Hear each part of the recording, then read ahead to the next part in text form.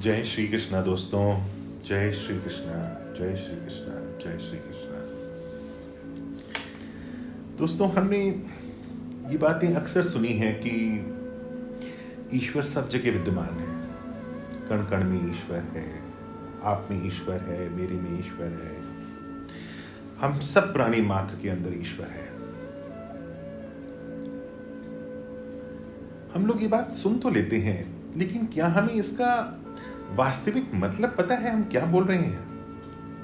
मेरी बेटी मुझसे अक्सर पूछती है कि पापा, जब हम सब में ईश्वर है तो फिर मंदिर में जाके पूजा क्यों? पापा, अगर सब प्राणी मात्रों में ईश्वर है तो फिर कई लोग इतने हिंसावादी क्यों होते हैं, लालची क्यों होते हैं, घमंडी क्यों होते हैं? उनमें भी तो ईश्वर है। तो ऐसा क्यों होता है?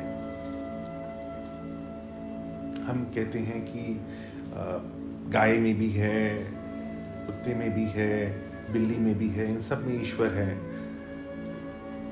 तो पापा, इनके प्रति हमारी भावना जो है वो क्रूरतापूर्वक क्यों होती है? चलिए इसका आज थोड़ा सा गहराई से समझने की कोशिश करते हैं। यकीन करिए, ये मेरा अपना तजुर्बा है। हमारा और ईश्वर का इंटरनल डीएनए जो है वो सेम है। हम और ईश्वर अलग नहीं है, सेम है।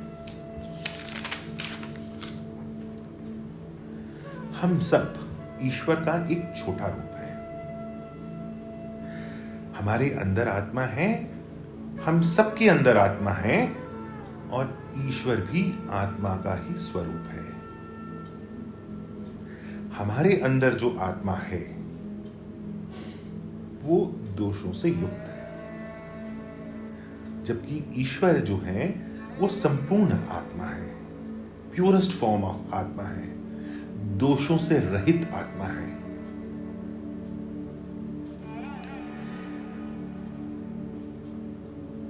उनके अंदर कोई अहंकार नहीं है, उनके अंदर कोई काम वासना लोभ नहीं है, बट हमारे अंदर है। ये संसार एक मशीन की तरह है। इसके अंदर जब हम प्रवेश करते हैं, इस संसार के अंदर, तो हमारे ऊपर यानी कि हमारी आत्मा के ऊपर कई प्रहार किए जाते हैं। यकीन मानिए, जब हम आते हैं तो हम लोगों को संसार की कई प्रक्रियाओं से गुजरना पड़ता है। ये जो हमारे ऊपर प्रहार होते हैं वो पारिवारिक भी होते हैं, वो पैसे द्वारा भी किए जाते हैं, वो पोजीशन द्वारा भी किए जाते हैं। उतार चढ़ाव हमारी जिंदगी में आता है। बिजनेस में प्रॉफिट हुआ, बिजनेस में लॉस हुआ, प्यार में फायदा हुआ, प्यार में धोखा हुआ। हमने अपेक्षा की थी कि हमारे बच्चे हमारे साथ होंगे, बच्चे छोड़ के चले गए हैं। ये जो हमारी आत्मा है, इस पे दिन प्रतिदिन घात परिघात होते हैं। कभी हमें सुख की अनुभूति होती है, कभी हमें दुख की अनुभूति होती है। ये जो आत्मा है, इस पे निरंतर काम होता रहता है। इट्स लाइक आप किसी चीज को जब पीटते हैं ना जूस निकालने के लिए, तो हमारी आत्मा में भी वही प्रहार हो रहे हैं। और ये जो प्रहार है ना, ये हमारे धीरे धीरे धीरे धीरे अवगुणों को हमसे दूर करते हैं। जब हम पैदा होते हैं तो हमारे अंदर अवगुणों की मात्रा जो है वो इतनी होती है, और जब हम मरते हैं तो हमारे अंदर यही अवगुण जो है थोड़ा सा कम हो जाते हैं।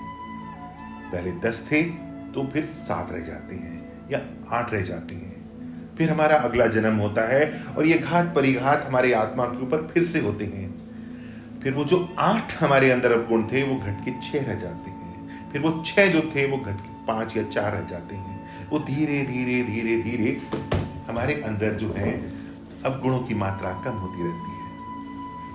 जय श्री कृष्ण, जय श्री कृष्ण, जय श्री कृष्ण। प्रभु धन्यवाद। हमारी आत्मा के अंदर ये जो झंझलाहट, झंझोड़पन पैदा होता है, यही हमारी विकास का सूत्र है। अगर हम लोगों की लाइफ बिल्कुल फ्लैट हो, जिसमें ना कोई उतार हो, ना कोई चढ़ाव हो। हम ये कहें कि भैया हम अपनी ज़िंदगी में बहुत सुखी हैं, हमें किसी प्रकार का कोई कष्ट नहीं है, ना हमारे साथ अच्छा होता है, ना हमारे साथ बुरा होता है। तो इसे कहते हैं हम लोग वेजिटेबल लाइफ, यानी कि बिल्कुल स्ट्रेट फॉरवर्ड लाइफ। हमारी लाइफ के अंदर जितने उतार, जितने चढ़ाव आते हैं, उतना ही हमारी आत्मा को सीखने का मौका मिलता है, उतनी ही हमारी आत्मा के अंदर जागरूकता आती है और हमारे अंदर दोषों की कमी होती है। और जैसे जैसे हमारे ये दोष हमारे अंदर कम होते रहते हैं, वैसे वैसे हम लोग अपने प्रभु के नजदीक आते रहते हैं। ये मोक्ष क्या है? It is the purest form of soul. जब आपके अंदर आपकी जो आत्मा है उसका विकास होता है, जब इसके अंदर दोषों से जब ये दूर हो जाते हैं वासना से, जब ये दूर हो जाते हैं अहंकार से, जब ये दूर हो जाती है लालच से, तब ये प्रभु के नजदीक आ जाती है। ये जो प्रभु है ना, ये बुरी आत्मा को अपने अंदर नहीं लेते हैं, ये प्योरेस्ट फॉर्म ऑफ आत्मा को अपने अंदर समेटते हैं और वही मोक्ष होती है। जय श्री कृष्ण, जय श्री कृष्ण, जय श्री कृष्ण।